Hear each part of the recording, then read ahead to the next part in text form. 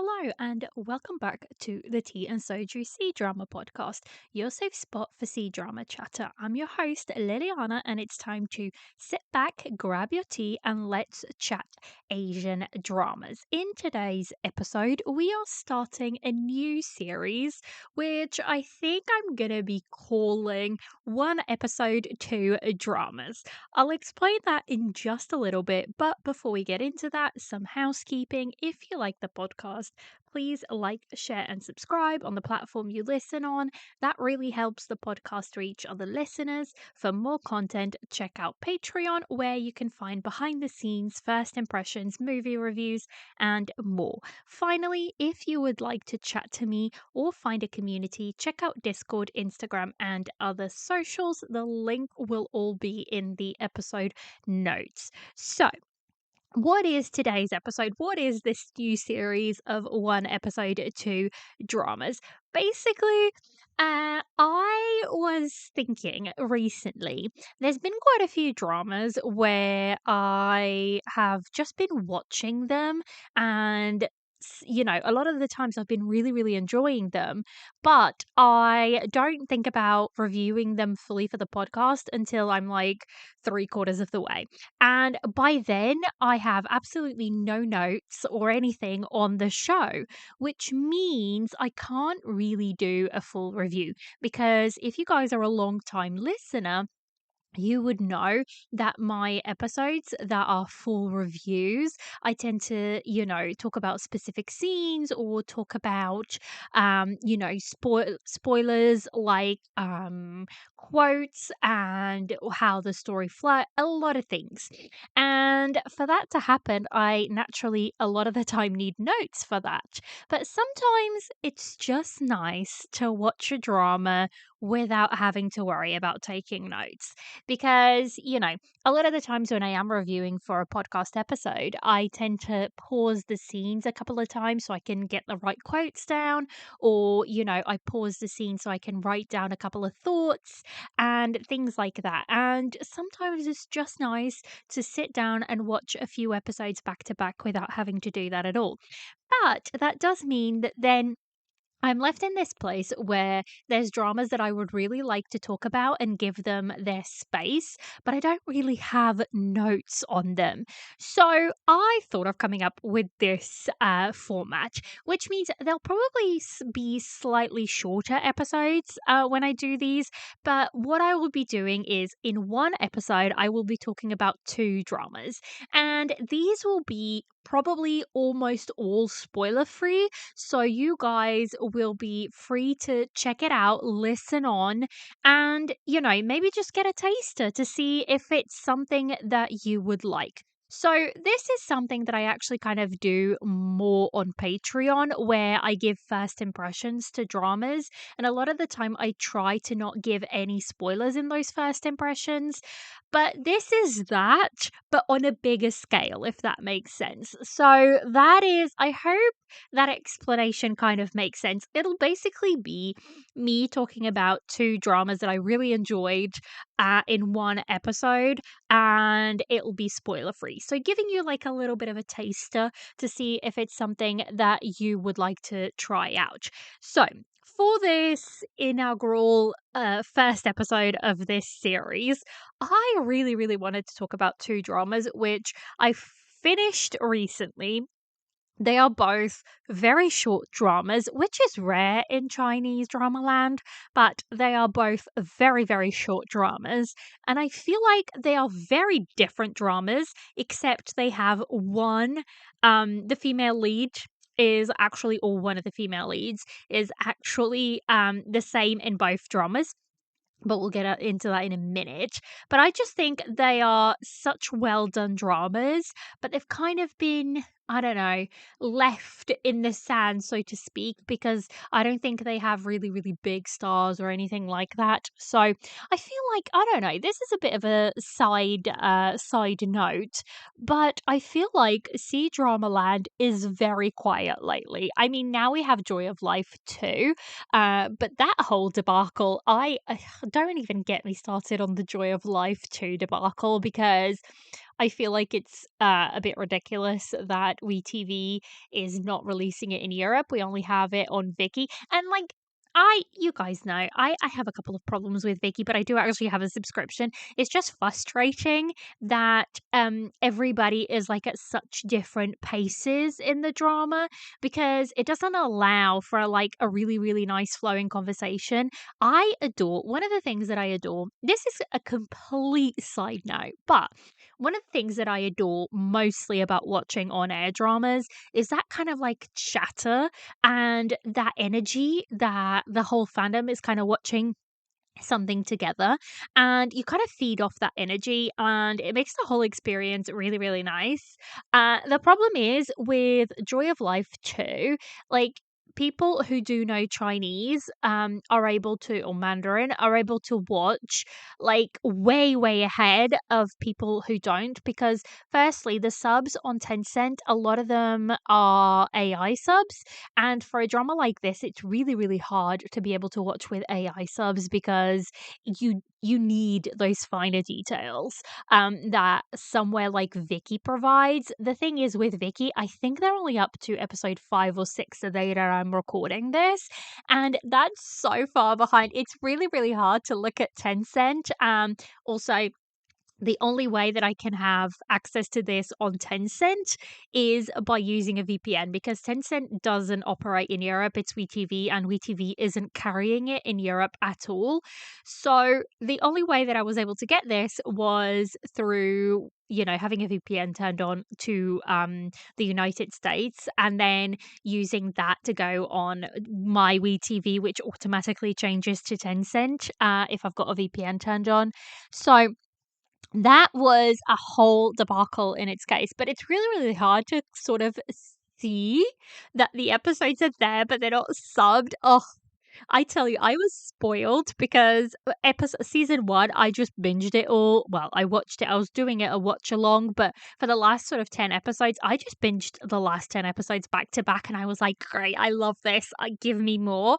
And yeah, and I was very, very excited to start season 2, but it's really hard to have a conversation with people, about this drama because everybody's watching at such different rates for this one that it's really hard to discuss it without like spoiling it for somebody. So I just feel a little bit sad because I feel like this is one of the biggest dramas that have come out in a good few couple of weeks.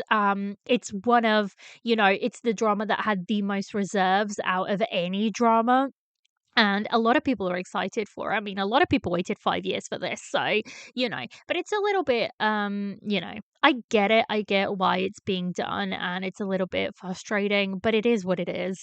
So, I will be doing, actually, guys, I will be doing a first impressions for Joy of Life season 2 over on Patreon. Hopefully that'll be up around about the same time that this episode goes live. If not, it'll be a couple of days later, but I definitely want to be doing a first impressions on that.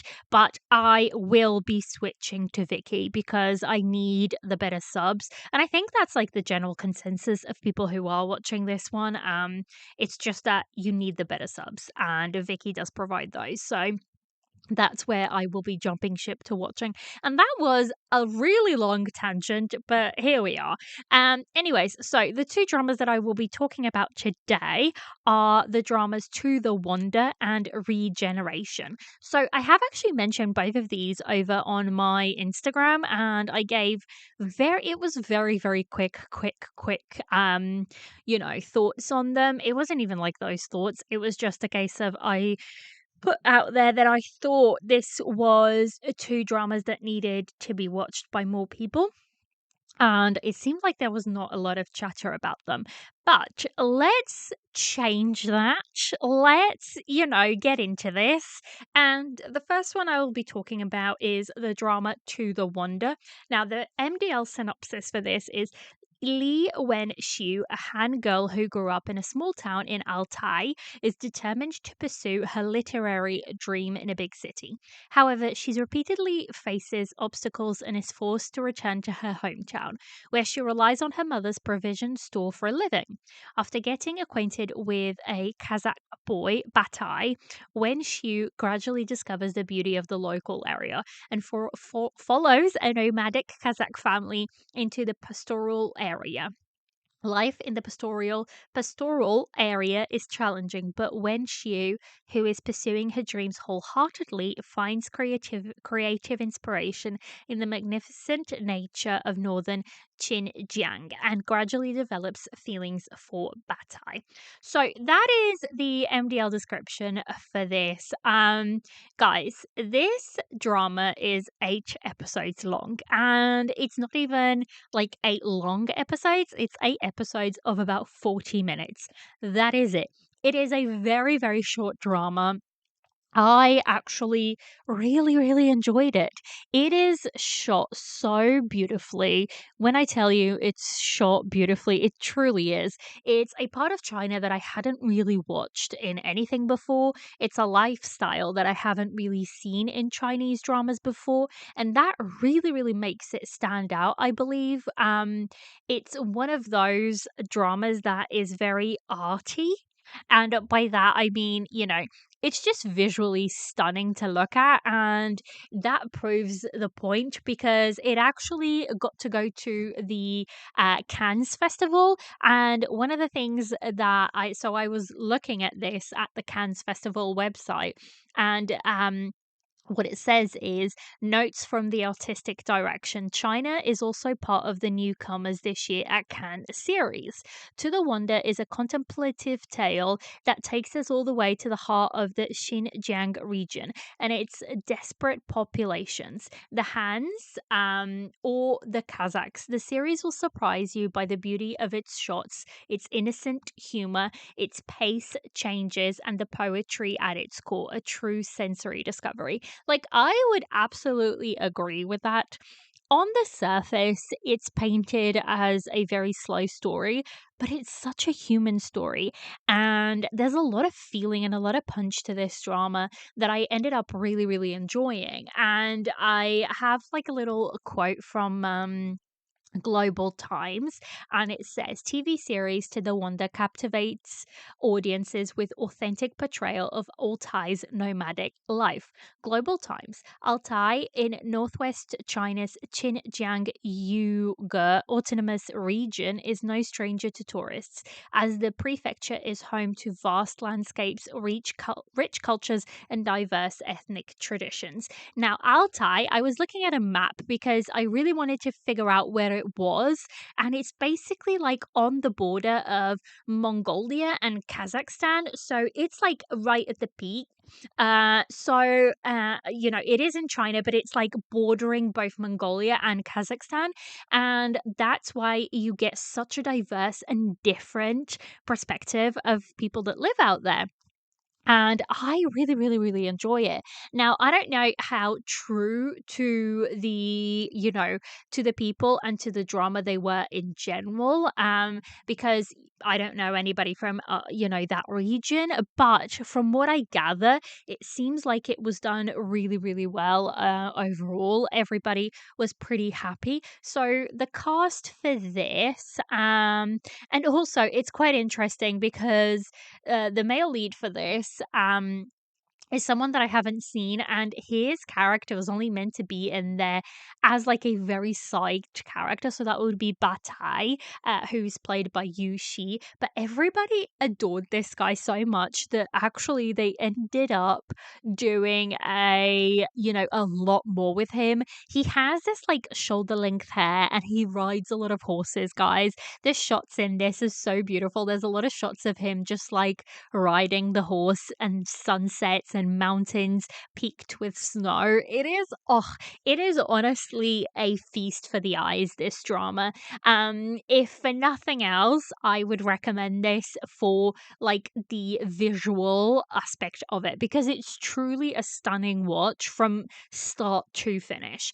And I think it's one of those dramas where you just kind of follow the story along and it's really, really human of a story. So, I really, really enjoyed it. I really loved that the female lead kind of feels like a little bit of a duck out of water when she first arrives back to her hometown because she doesn't speak. A lot of the people there don't speak Mandarin at all. They have their own dialects and their own languages that are completely separate to Chinese or Mandarin.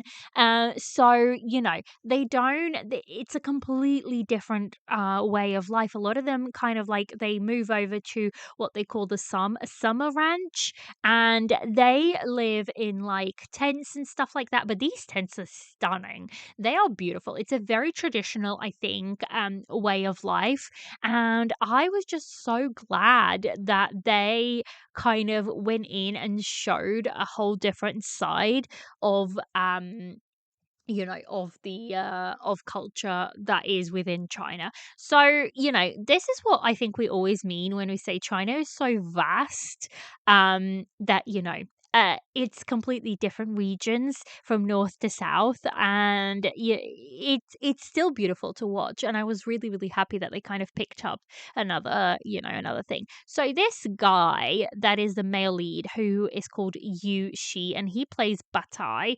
It seems like he's been in way more movies than anything else.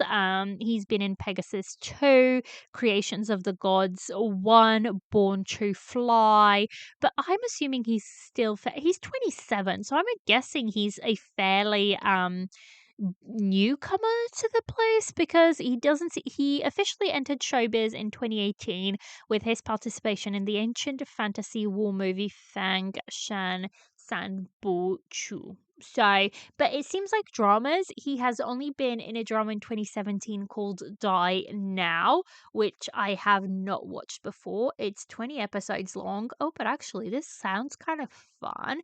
Can he escape? Let me see if this is available somewhere. Oh, it is. It's on Viki. Oh, okay. Because this is only 20 episodes. Sorry, guys. I am taking a little detour to open this up because it seems like it's something. Oh, of course. Of course. Of course. Ugh. I love it because, Vicky is Vicky and it just goes, this is not available in your region. Oh, goodness. See, this is one of my problems with Vicky. Vicky isn't that great in Europe in general. So, well, I'm gonna save this show to go back to a bit later. Uh, but yeah, so he doesn't seem like he's been in a lot of things. So that was his only other credit. So that's interesting to see. But the female lead for this, there is two female leads, which is the mother, who is played by actress Ma Yi Lee. And I have actually never seen her either, I don't think. Or have I? I don't think I have. I'm just looking. So she was in Blossoms in Shanghai, which I would still love to watch. If only it was released somewhere with subtitles, that would be lovely. But unfortunately, so far we have nothing. She was on a show called Miss S on the Road, the first half of my life. She has been acting for a hot minute. Goodness. So I'm just looking. So her filmography goes all the way back to 1996, and she's been doing main roles for a few. Goodness, she's a really prolific actress. I don't think I have seen. I'm just looking, but I really don't think I have ever seen her in anything. But she was really, really great in this. Really, really great. So maybe I'll have to look out for some stuff that she will do in the future as well. The other female lead in this is the actress Zhou Yiran, who I don't think I've seen her in many things except two dramas that I'm talking about today because she actually plays a role in both of them. She's been in dramas such as Song of Life. Oh, actually, I have seen her. She was in Nobody Knows, which I watched and really, really liked. So wait, actually, no, I have not. I have not finished Nobody Knows. Oh goodness. I have not. This is on my plan to watch though. Nobody Knows. Because it's got a couple of actors and actresses that I really want to watch. So that is on my plan to watch list. So yeah, so she's been in a couple of things. Run for Young, Our Shiny Days, Cold Case. But again, not an actress that I have seen before at all, I don't think, except two dramas in a row.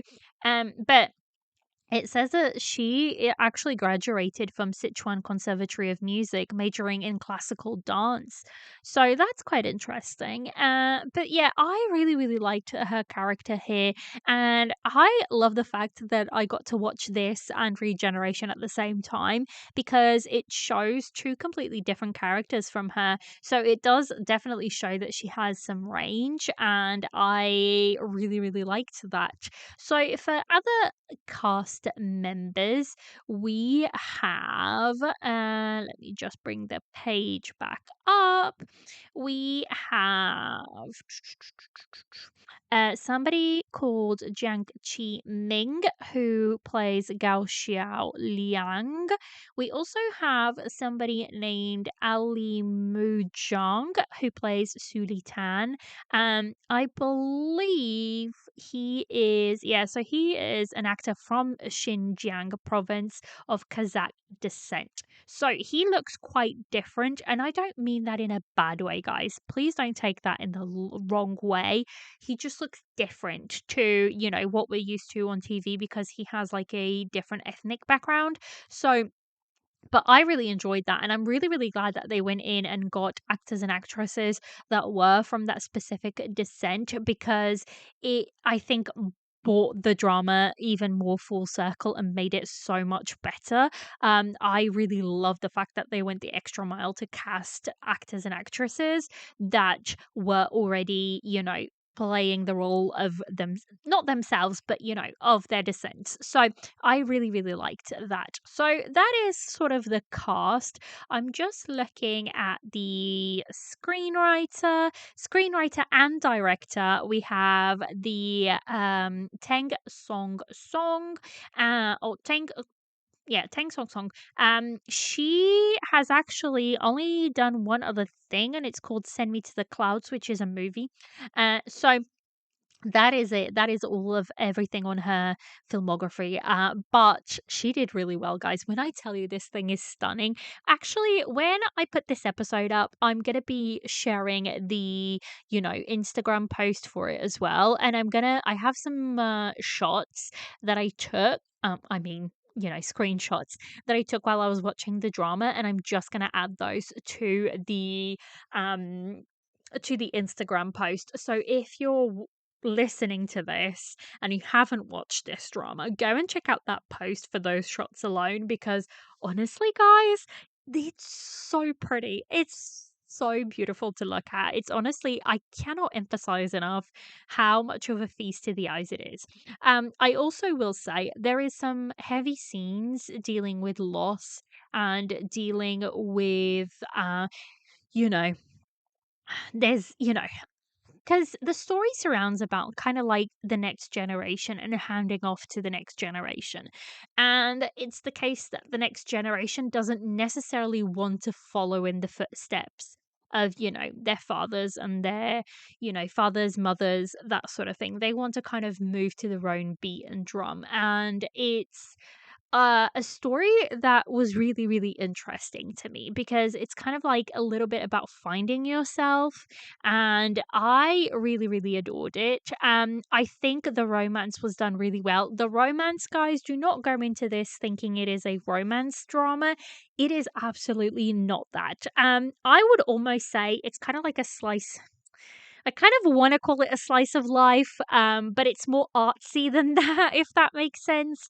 Um, But, the romance is just kind of like a little bit of a side plot. There is, I will say, towards I think episode 8, there were some things that I did not understand why they had happened. Specifically, I'm trying not to spoil this, but there is one specific scene in episode 8 that I was just like, I'm not sure why this happened, but it's a thing that did. So I would be interested if you guys do watch this drama or have watched this drama. If you know what scene I'm talking about, it involves our female lead, a horse, and our male lead. That's all I'm gonna say, and it's in episode 8. Hopefully you guys can understand what scene I mean without, me specifically saying it. So if you kind of understood that scene, come and message me because I don't know why that scene was there, if that makes sense. Or how that scene was concluded, let's put it that way. I was like, "Oh, okay. I did not think they were gonna go there. I don't understand why they kinda had to go there." So that's, my 2 cents on that specific. But that was the only thing. And actually, that wasn't even a picky thing. It's just me, like, not being able to understand it, if that makes sense. So, overall, guys, I feel like this is a very, very different drama out of China. And I believe it definitely needs more recognition. And I hope, without spoiling it, that I've done it justice enough that you guys would want to go and check it out. So that is the drama To the Wonder. And actually, before I move on, I have figured out how to kind of like navigate Douban a little bit better. So I actually, for both of these, I think going forwards, I might also start putting in like the Douban scores as well as the MDL. But this is scored on my drama list. It has currently a 8.4, and on Douban it is an 8.8. So, that is, guys, if you don't know what Douban is kind of like Rotten Tomatoes.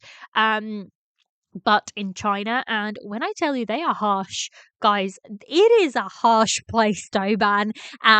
But this is really high. An 8.8 on Douban is ridiculously high. So, it's one of those dramas that you find, funnily enough, that the Douban score and the MDL score are pretty much, head to head. But again, this is not a romance drama. It went to the Cannes Festival, guys. That's the type of vibe it has, okay? So that is it. That is To the Wonder. So without further ado, let's move on to the other drama that we're talking about today. And that is the drama Regeneration. This is a 10 episode drama that is available on. Oh, goodness, hiccup. I've been having really bad hiccups all day, guys. I'm just gonna leave that in because, there's no point me cutting it out. I've been having really bad hiccups all day and they come and go, and I'll have like one random hiccup out of nowhere and then they'll stop. It's really bizarre. Um but anyways, let's get back to this. So this is a 10 episode drama, like I was saying. It's available on YouTube, but it is coming to Viki soon. So I'm hoping that once it's on Viki, more people will be able to sort of watch it. It is tagged as a thriller mystery romance. I uh, MDL, I'm not sure what you're on, but this is not a romance. It is definitely not a romance. Definitely thriller, definitely mystery. Not so sure about the romance. There's a plot of a romance, but it's just like there to tell you a story, nothing else. So that's interesting. So the MDL description reads: female journalist He Shan was invited to attend Fei Ke's memorial service, along with 5 other strangers who each had an unknown connection to Fei Ke. They soon discovered that they all knew different versions of Fei Ke, leaving them to question who he really was. Together, they retracted their memories and gradually uncovered the truth about Fei Ke. So that's the MDL description, but I don't think that's like a very clear description. Basically, what happens is this guy So our male lead faker, played by the actor Jing Bo Ran, is basically he's kind of a scammer. And you guys know this is not a spoiler because this is like set out to you very much straight away. Like stuff has been happening in his life. And this is one of those guys where I'm really not going to be able to say much at all because if I do, I'm going to spoil it and I don't want to do that in the least because this is just one of those dramas that you cannot spoil because it will lose a lot. So basically, he has a connection with these other five people that have been invited to his memorial service. They've been invited to a certain place, to a house out in the middle of nowhere, and they're supposed to be there for a memorial service. Now, in the first episode, they kind of get trapped there, and they say that the only way, and the guy who kind of has taken them there sort of says the only way you're going to be able to leave is if you start telling us, each other, how you knew Faker, like what is your story with him. So that kind of starts the show and we kind of go from there, and together with the characters and the story as a whole, you start to unravel it. Now, I is this a predictable show?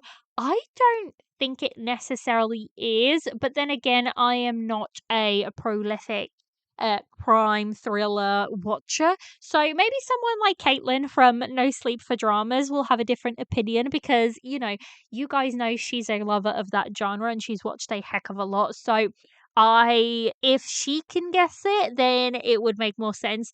I didn't know where the story was kind of going, and there was a couple of twists and turns that I didn't see coming, and I really enjoyed that aspect of it. I will say I really liked the fact. So this is 10 episodes, and over the 10 episodes, you kind of get like an episode and a half for each character where they kind of go in and they show you what their connection is to Faker, and you kind of start building a story from that. And I really, really liked it overall. I think that kind of storytelling really works for me. So the cast on this, so we've already said we've got Jing Boran who plays Fei Ke, we've got Zhou Yiran who plays He Shan, we've got Wang Yan Hui who plays Shen Shu Fa, we've got Zhang Yifan who plays Zhang Yishuan, we've got then also Huang Zhu who plays Cheng Hao, we have Peng Yang who plays Su Qian. So that's kind of like the main cast. There's a couple of other characters in there as well, but that's truly the main cast of the drama. Now, it's kind of like I feel like I said this when I was watching the drama. I kind of tweeted this out and I said Regeneration is truly one of those stories where you see there's two sides to every story depending on who's telling it and which point of view you're in. You will get a different story, and that was really really interesting. I find that that was something that was kind of explored in this drama, and that was, very, very interesting to me. So I really, really enjoyed that aspect of it. The acting for this was on point by everybody, but especially by Jing Boran. Like his acting in this was really, really good. And he's an actor that I've seen him in, I believe, Road Home with Tan Song Yoon. Yeah, so that's a 2023 drama. He was in Road Home with Tan Song Yoon. He's done A League of Noblemen. He's also done The Psychologist with Yang Zi.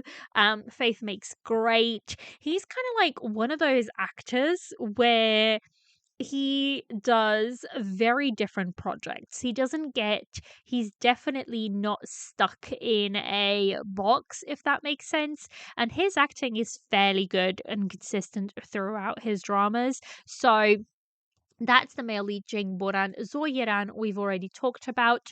I kind of knew Jing Boran. I didn't knew I was new to the whole rest of the cast. So we have Zhang Yi Fan, and she's been in dramas. Not a lot, actually. She's been in Adventurous Romance, which I haven't watched. But that looks interesting because it is. Oh, goodness, it's got a 7 on on my drama list. Do you guys ever do this? Like, do you guys just kind of like get lost in my drama list? As in, you go in to go and find a drama, and then you start looking at the actors, and then you get like sidetracked with the other shows? Because that happens to me all the freaking time. Like, I'll go into MDL for a specific reason, and then I'll start, going sideways and whatnot. Uh, but yeah, so that is the actress Zangi Fan. I have not really watched her in anything else at all. And then we have the other Wang Yan Hui.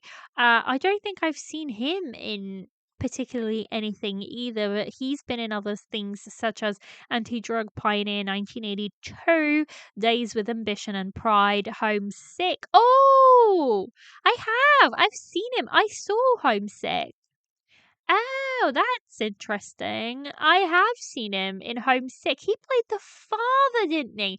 Oh, that's where I know him from. He did. He played the father. He was quite despicable in that drama. Really quite despicable. Um so that was interesting. Oh, I did not. That is terrible that I didn't remember him, but I have watched him before. So, that is what this drama is about. It is basically a story about interconnected stories. And I will say it was very nicely done in terms of like how each character wove into the story and how it all came back to Faker. So I was really really interested. There was a lot more layers to the story than I was expecting there to be, but overall I was very very happy with it. This was directed by Shen Ao, who has directed Our New Life, which is a movie, My People, My Homeland, again another movie, and No More Beats, which is another movie as well. So I haven't really seen anything of him before, and then I was just trying to find screenwriter, but I cannot. Oh, that's a bit frustrating. So I can't find the screenwriter on this, and again, this is adapted from a web novel. So it does kind of have that aspect of like web novelty.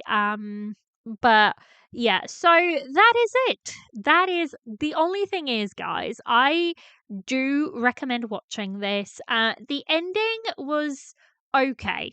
I'll put it that way. The ending was okay. I it is what it is. I think it worked out okay. It's not the best ending, but it was okay. So that's all I'll say about that. This actually has a Doban score of 7, and it has an MDL score of, I believe, 8.1 on MDL. So not too bad. A 7 is pretty good. It's one of those that is not very, I don't feel like this one is very talked about at all. And again, it's only a very short drama, 10 episodes of about 40 minutes each. Although towards the end, there is a couple of episodes which are about 50 or 55 minutes.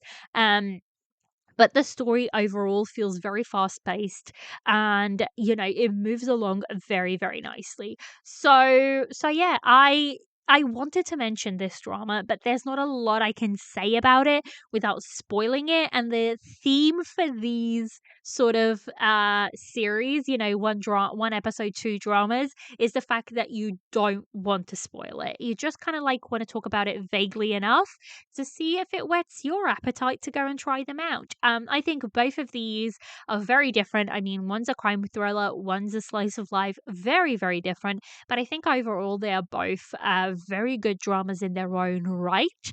I probably enjoyed To the Wonder more simply because it's kind of like more my pace of drama. But for someone who doesn't really watch crime thriller that much, I really, really enjoyed Regeneration. I was kind of like on the edge of my seat for every single episode. So overall, both very good very good dramas for different tastes. Or if you're just wanting to try out a different I feel like, do you know, when I'm kind of in a drama rut and because I've watched a drama that's so good and I can't seem to watch anything else, changing it up completely to a completely different genre kind of tends to, work for me. Kind of like shakes me out. And funnily enough, guys, I'm going to put this out here. So, I have been watching a German show was not on my 2024 bingo card, but they got me. Like, I was on TikTok scrolling and scrolling and scrolling on TikTok, and as I do, and these blooming edits for a little drama called Maxton Hall kept coming up over and over and over again. And I was like, oh my god, this freaking drama is just all over my FYP. And I was liking what I was seeing. It was dubbed as Enemies to Lovers, kind of like college enemies to lovers, that sort of thing. And it was like dubbed as this one is one for the book girlies. And I was like, oh my God, I am right. I literally was like, I'm just going to sit down. And this was like 7:30 in the evening on a Sunday evening, mind you. And I wake up about 5 o'clock in the morning to go to like start getting ready for work. So I was like, I'm just gonna press play 7:30. I'm just gonna press play on the first episode, just see what the fuss is all about, and then I'm gonna, shake away and go read my book before bed. Because this is what I'm trying to do. I'm trying to like switch off about 8:30, switch everything off, no phone, no TV, and just kind of like sit with my book for the rest of the evening so that I can, have better quality sleep. It's what we're trying for 2024. And I was like, I'm just gonna watch one episode, see what the fuss is about, and then move along. Guys, when I tell you, I looked up and it was 11:30 in the evening, and I went to work with like 4 hours sleep or something like that because I binged the whole thing in one go. That's what I mean. So that was the whole thing. I'm now reading the books. Unfortunately, the books have no English translation. Luckily, the books have a Portuguese translation. So it's been a hot minute since I've read anything in Portuguese, but here we are. That's what we're doing. So I have been in my Maxton Hall era, and now there's not a lot that's out there that's captivating me. But you'll see, because next week we have currently watching, and I was mentioning this over on Discord and saying, I don't know what I'm going to do for currently watching. I feel like it's going to be one of my shortest episodes ever because I'm barely watching anything. So this is going to be, this week's kind of question. First of all, did you guys enjoy this? Is this something that you would like me to continue and just sprinkle this series here and there when I think there's two dramas that I want to talk about, but I don't have notes, but I still want to share them with you guys? Is this something that you would like more of from me? Mind you, these episodes will always be slightly shorter just because there's only so much I can say without spoiling things and without notes. So let me know. I'm gonna put on Spotify, I'm gonna put that as the poll. Um whether you would like to see, more episodes like these. And for the question, in preparation for my currently watching next week, I'm going to be saying, guys, what the heck should I be watching? Let me know. Throw some dramas at me. That's going to be over on Spotify. Even if you don't listen on Spotify, you can just go into the Tea and Soju podcast, Spotify page, click on the episode, and the question will be there. So you can sort of just answer the question or just come and talk to me on Instagram and let me know if you enjoyed this episode and if, what the heck should I be watching? Because I feel like my watch list has not been this empty in a hot minute. I feel like this year is heading to be one of the years where I've watched less dramas than in many years before, and I'm feeling a little bit out of it. And